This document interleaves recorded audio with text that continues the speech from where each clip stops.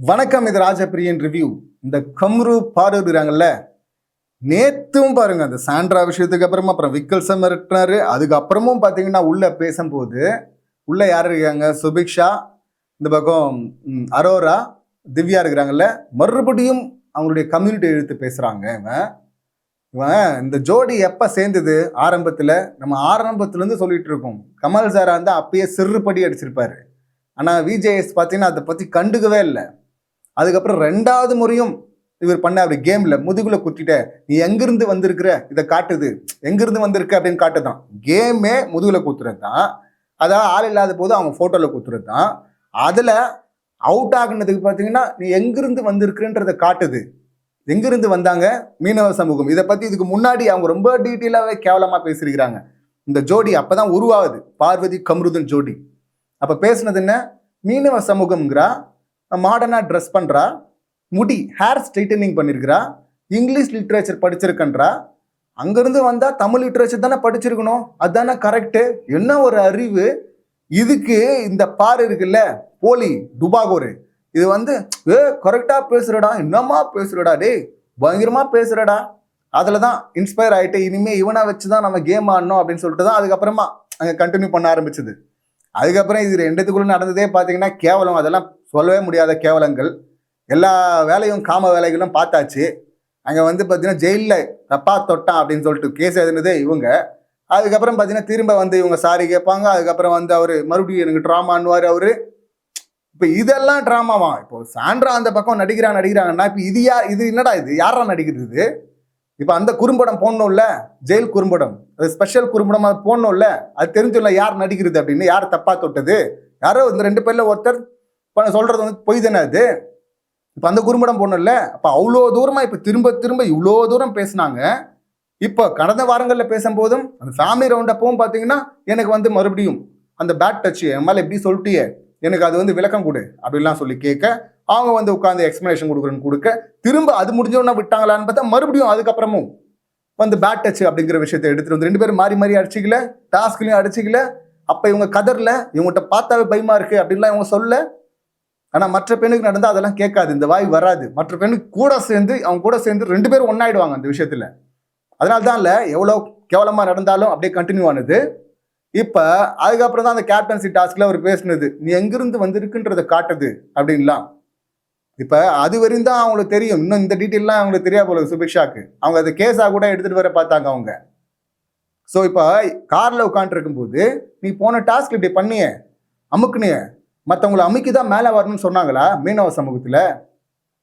இப்போ சமூகத்தை இழுக்கணுமா?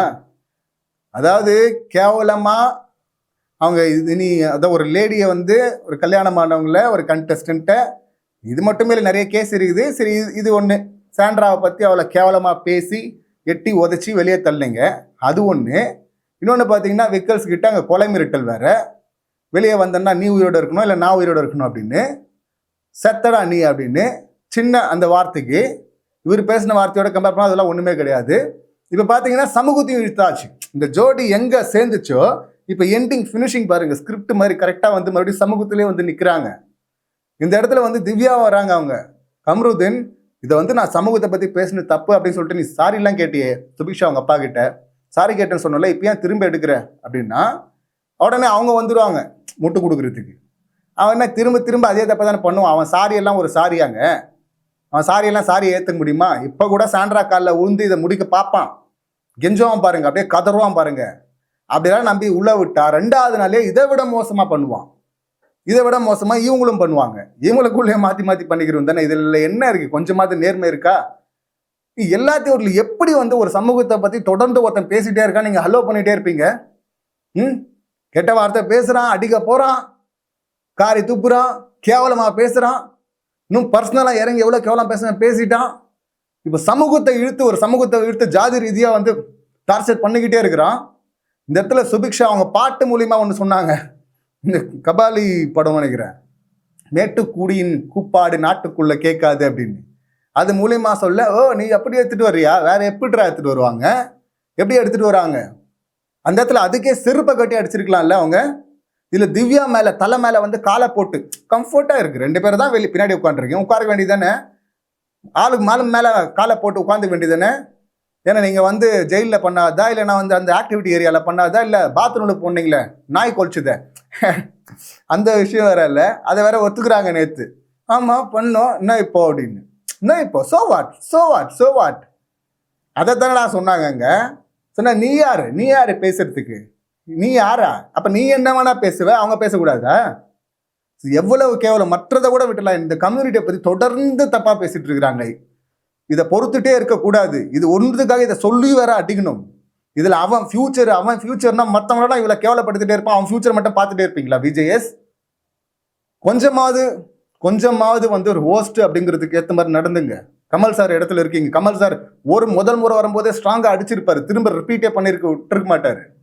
ஆனால் இது வந்து 3வது முறை நாங்கள் பார்க்கறதே. இன்னும் நாங்கள் பார்க்காது எவ்வளோ இருக்குன்னு தெரில.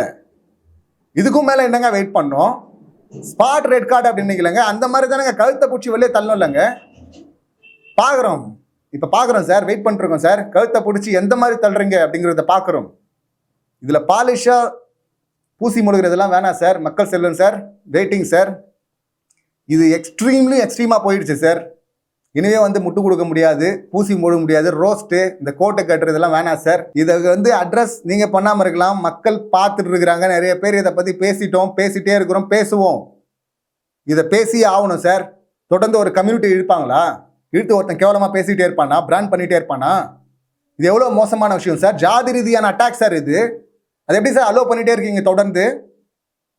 இதை இனிமேலும் இதுக்கு இன்னைக்கு இந்த ரெட் கார்டு கொடுக்குறது, வெளியே அனுப்புறது, அதோட சேர்ந்து இதற்கும் ஒரு தீர்வு வரணும் சார். சீசன் 4ல் பார்த்தீங்கன்னா இந்த ஆரியை எதிர்த்து இந்த மைக்கை தூக்கி அடித்து அந்த ஜெயிலில் இருக்கும்போது வெளியே வந்தேன்னா வா உன்னை பார்த்துக்கிறேன் அப்படின்லாம் சொன்னதுக்கே பாலா அப்படி சொன்னதுக்கு அந்த வீக்கெண்டில் வச்சு செஞ்சிருப்பாரு பாருங்க கமல் சார். இன்னும் யூடியூப்ல கூட இருக்கும் அந்த வீடியோஸ்லாம். அப்படி செஞ்சதுனால தான் அடுத்து கண்ட்ரோல் ஆகுது. அவர் சின்ன விஷயம் கூட பொலிட்டிக்கலாக ராங்காக போகக்கூடாது அப்படி சொல்லிட்டு பார்த்துட்டு இருந்தார். சீசன் 7ல் தான் நமக்கு விமர்சனம் இருந்தது அவர் மேலே. மற்ற எல்லா நேரங்களையும் பார்த்தீங்கன்னா அப்படி பார்த்துட்டு இருந்தார். ஷோவுடைய மரியாதையை அப்படி தூக்கி நிப்பாட்டு இருந்தார். இந்த ஷோவுடைய மரியாதையை வந்து வெறும் கண்டஸ்டன்ஸ் கையில் மட்டும் இல்லை சார். இவர் ஏற்கனவே சொல்லியிருக்காரு விஜேஎஸ், இது நாங்கள் மட்டும் கிடையாது, கண்டஸ்டன்ட் தான் ஷோன்னு. கண்டஸ்டன்ஸ் மட்டும் கிடையாது சார், அதை எப்படி நீங்கள் ஹேண்டில் பண்ணுறீங்க அப்படிங்கிறத பொறுத்து இருக்குது சார். அதில் டீமும் இன்வால்வ்டு சார். டீமின் முகமாக இருக்கிறது நீங்கள் சார். இப்போ டீம் சொல்லுது, இல்லை சேனலில் சொல்கிறாங்க, ஷோ ரன்னா சொல்கிறாங்க அப்படின்னு சொல்லிட்டு அப்படி உருட்டுவீங்களா? உருட்ட முடியாது இல்லை, நீங்கள் தானே முகமாக இருக்கிறீங்க. இப்போ கமல் சார் இவ்வளோ தூரம் ஆல்ரெடி பண்ணியிருக்கிறாருல்ல சார். ஆனால் இவ்வளோ தூரம் வளர விட்டீங்க. அவன் தப்பு பண்ணும் போதெல்லாம் அவனை வந்து கேட்காம சரி அட்ரஸ் பண்ண நேரம் இல்லை அட்ரஸ் பண்ணியிருப்பாங்க, அதை நம்ம காட்டல, லென்த்னால காட்டல, மற்ற விஷயங்கள் வந்து டாமினேட் ஆகிடுச்சு, அதை மட்டும் பேசிட்டு அப்படியே போயிட்டு இருப்பார் போல இருக்கும் கூட போயிருப்போம். அவன் பண்ணும் போதெல்லாம் ஒரு பெண்கிட்ட இது முன்னாடி பண்ணும் போதெல்லாம் கெமிக்கிட்ட பண்ணுறான், ஒரு இடத்துல அடித்து வாயை தெச்சிருவண்டி அப்படி சொல்லிட்டு அடிக்க போகிறான். அந்த வாரத்தில் வந்து இவர் சொல்கிறாரு, கமருதீன் நீங்கள் மாறிட்டீங்க கமருதீன்னு. இல்லை எப்படி சார் இது ஏற்றுக்க முடியும்? இதெல்லாம் இல்லை அந்த வீடியோ நீங்கள் பார்க்கவே இல்லையா? உங்களுக்கு யாரும் டேக் பண்ணவே இல்லையா? கூச்சமே இல்லையா சார் அங்கே நிற்கிறதுக்கு? முதல் வாரத்திலே இல்லை 2வது வாரத்திலே 3வது வாரத்திலே அனுப்பியிருக்க வேண்டிய ஆள் இவ்வளோ தூரம் எடுத்துகிட்டு வந்து விட்டுருக்கீங்க. இதுக்கும் மேலே ஆக்ஷன் எடுக்கலைன்னா அவன் பண்ண எல்லா தவறுலையும் உங்களுக்கும் பங்கு இருக்குது சார். இது கிரியேட்டிவ் டீம் அப்படி சொல்லிட்டு அந்த பக்கம் போகவே மாட்டோம் நாங்கள். அதன் முகமாக இருக்கிற நீங்கள் தான் காரணம். அதுக்கப்புறம் விஜய் சேதுபதி தான் இதை பண்ணாருன்னு தான் பேசுவோம். ஏன்னா வேடிக்கை பார்த்துட்டு இருக்கீங்களா, கேட்குற இடத்துல இருக்கிற நீங்கள் வேடிக்கை பார்த்துட்டு இருந்தீங்கன்னா அதில் உங்களுக்கும் பங்கு இருக்குது.